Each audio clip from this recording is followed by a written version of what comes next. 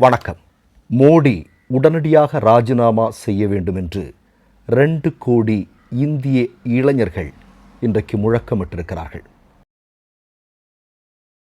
இன்றைக்கு cockroach Janata party என்கிற ஒன்று இந்தியாவில் உருவாகி இருக்கிறது என்பது நமக்கு எல்லாருக்கும் தெரியும். அதை உருவாக்கி இருக்கக்கூடியவர் டிகே என்று சொல்லக்கூடிய ஒரு இளைஞன். அவர் தலித். இப்போது அவருடைய அந்த இயக்கத்திற்குள்ள 2 கோடிக்கும் அதிகமான இளைஞர்கள் ஆரம்பிக்கப்பட்ட 5 நாட்களிலேயே தன்னை சேர்த்திருக்கிறார்கள் என்றபோது மோடிக்கும் அமித்ஷாவிற்கும் ஆர்எஸ்எஸ்ஸிற்கும் பயம் வந்தது. அதனுடைய காரணமாக இதில் இணைந்தவர்களெல்லாம் பாகிஸ்தானியர்கள் என்ற ஒரு மிகப்பெரிய வழக்கமான வடையை சுட்டார்கள். பிறகு அது இந்து முஸ்லீம் விளையாட்டாக மாற்ற முயற்சி செய்தார்கள். அவையெல்லாம் தோற்கடிக்கப்பட்டது. முதலில் தர்மேந்திர பிரதான் என்று சொல்லக்கூடிய இந்தியாவில் இந்திய பிள்ளைகளிடம் இருக்கக்கூடிய கல்வியினுடைய சூழலை முழுமையாக மாசுபடுத்தி கொண்டிருக்கக்கூடிய தர்மேந்திர பிரதான் ராஜினாமா செய்ய வேண்டும் என்கிற ஒரு மிகப்பெரிய முழக்கத்தையும் அவருடைய அலுவலகம் உட்பட பல இடங்கள் முற்றுகையும் இந்த காக்ரோச் ஜனதா பார்ட்டியை சார்ந்த இளைஞர்கள் செய்தார்கள். இப்போது அவர்கள் முன்வைத்திருக்கக்கூடிய மிக முக்கியமான விஷயம் மோடி அவர்கள் உடனடியாக ராஜினாமா செய்ய வேண்டும் என்பதுதான். எதற்காக அவர்கள் இந்த விஷயத்தை முன்வைக்கிறாங்க? இப்போ உங்களுக்கெல்லாம் நல்லா தெரிஞ்சிருக்கும். சமீபத்தில் ஒரு அதிர்ச்சிகரமான தகவல் வந்திருந்தது. அது என்ன அப்படின்னா, இந்தியாவில் இருக்கக்கூடிய விமானங்கள் இல்லையா, அது உள்நாட்டு விமானங்களாகட்டும் இந்தியாவிலிருந்து வெளிநாட்டுக்கு செல்லக்கூடிய விமானங்களாகட்டும், இவைகள் எல்லாமே 50% விமானங்கள் கட் பண்ணிட்டாங்க. 50% விமானங்களுடைய பயணங்கள் ரத்து செய்யப்பட்டிருக்கிறது. என்ன காரணம்? இப்போ ஏன் அப்போ உடனடியாக பிஜேபிக்காரன் சங்கி ஆர்எஸ்எஸ்காரங்களாம் என்ன சொல்லுவான்? அது மிகப்பெரிய அளவில் கச்சா எண்ணெய் விலை உயர்ந்துருச்சு, பெட்ரோல் டீசல் விலை எக்கத்தக்காக ஏறிடுச்சு, அதனால தான் விமான சேவை 50% குறைக்கப்பட்டிருக்கிறது அப்படின்னு சொல்லலாம். ஆனால் உண்மையில் நடந்திருப்பது என்ன அப்படின்னா, இந்தியாவில் இருக்கக்கூடிய மக்கள் விமான பயணங்களுக்கு செல்வதற்கு தங்களிடம் போதிய பணம் இல்லாத காரணத்தினால் விமான சேவைகளை அவர்கள் விமான பயணங்களை ரத்து செய்து கொண்டிருக்கிறார்கள். இப்போ ஒரு விமானத்தில் குறைந்தபட்சம் 50% இருக்கைகளாவது ஃபுல்ஃபில் ஆகணும், இல்லை வரதான் பிரச்சனை. அப்போது இந்தியாவில் இருக்கக்கூடிய மக்கள் விமானங்களில் பயணம் செய்யக்கூடிய அளவிற்கு தங்களிடம் வருமானம் இல்லாத காரணத்தினால் அந்த பயணத்தை குறைத்து கொள்கிறார்கள். இதனால் 50%க்கும் அதிகமான விமான சேவைகள் ரத்து செய்யப்பட்டிருக்கின்றன என்கிற செய்தி வெளியாகியிருக்கிறது. இது மட்டுமல்ல, நீங்கள் சுர்ஜித் பில்லா அப்படின்னு சொல்லக்கூடிய ஒரு மிக முக்கியமான பொருளாதார நிபுணர், இவர் இந்தியன் எக்ஸ்பிரஸில் ஒரு கட்டுரை எழுதியிருக்கிறார். அந்த கட்டுரையில் அவர் என்ன சொல்கிறார் அப்படின்னா, தேர்தலில் வெற்றி பெறுவது எப்படி அப்படின்ட்டு மோடிக்கும் அமித்ஷாவுக்கும் ஆர்எஸ்எஸ்ஸுக்கும் நல்லா தெரியும்.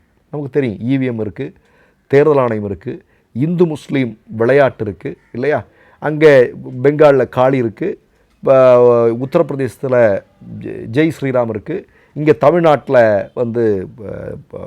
வெற்றிவேல் வீரவேல் இருக்குது, பக்கத்தில் போனால் சுவாமியை சரணமையப்பா இருக்குது. இந்த தந்திரங்கள் எல்லாமே இருக்குது. இதெல்லாம் கையில் வச்சு அவர்கள் வெற்றி அடைந்து கொண்டிருக்கிறார்கள்.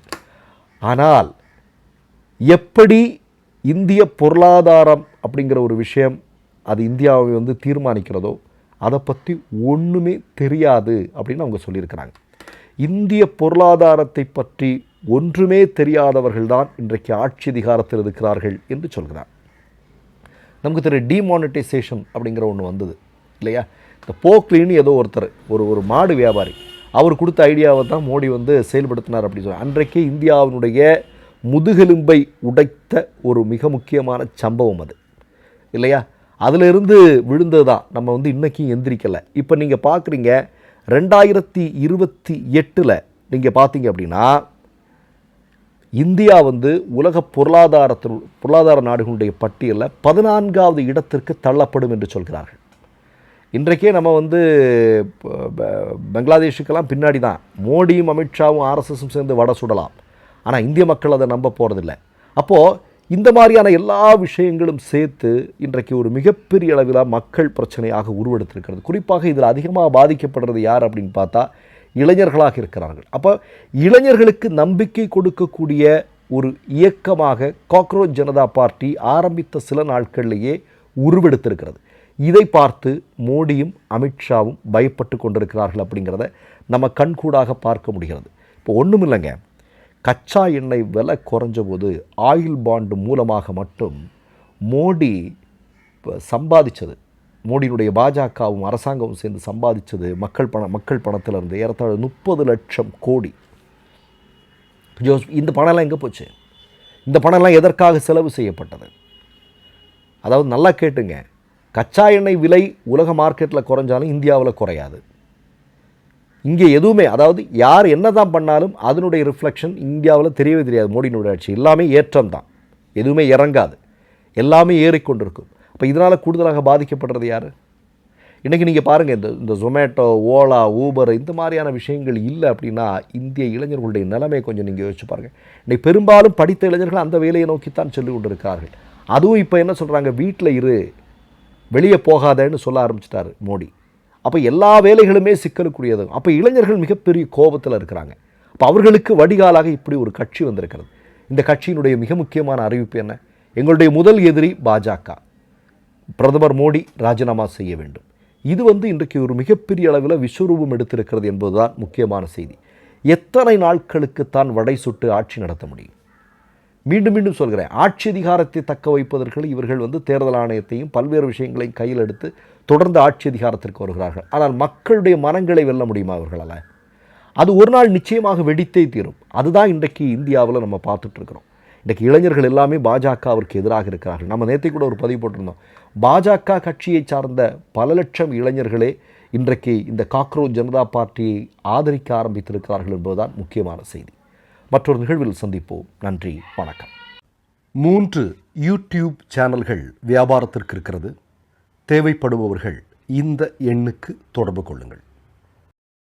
மை நேம் இஸ் ரெட் சேனலை சப்ஸ்கிரைப் பண்ணிக்கோங்க. அதுக்கப்புறமா பக்கத்தில் இருக்கிற ஜாயின் பட்டனை கிளிக் பண்ணீங்கன்னா ஒரு நியூ பேஜ் ஒன்று ஓப்பன் ஆகும். அதுலேயும் ஜாயின் பட்டனே கிளிக் பண்ணிக்கோங்க. அதில் பார்த்தீங்கன்னா credit card, debit card options இருக்கு. இதில் உங்களுக்கு விசா, மாஸ்டர் கார்டு, ரிப்பே அப்படின்னு 3 ஆப்ஷன்ஸ் கொடுத்துருக்காங்க. அதில் நீங்கள் எந்த கார்டு சூஸ் பண்ணுறீங்களோ அந்த கார்டோட நம்பர் என்டர் பண்ணிக்கோங்க. அப்புறமா கார்டோட வேலிடிட்டி மந்த் அண்ட் இயரை டைப் பண்ணிக்கோங்க. அடுத்தபடியா உங்க கார்டோட பின்னால CVC கோடுன்னு சொல்லிட்டு 3 நம்பர்ஸ் கொடுத்துருப்பாங்க. அந்த நம்பர் இதில் என்டர் பண்ணிக்கோங்க.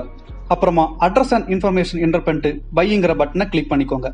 ஒருவேளை உங்க கார்டு நம்பர் இன்வாலிட்னு காமிச்சிச்சுன்னா உங்க கார்டுல இன்டர்நேஷனல் யூசேஜை எனேபிள் பண்ணுங்க.